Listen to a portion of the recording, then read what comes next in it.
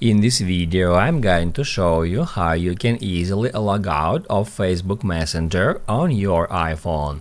Be sure to watch the video to the very end so you don't make any mistakes, and of course do not forget to like this video and subscribe to my channel. Thanks guys. So let's get started, and first off, open up Messenger app, tap at Menu, tap at Gear to open up Settings, scroll down to the very bottom and then tap right here at See More in Account Center. You need to open up your Meta Account Center.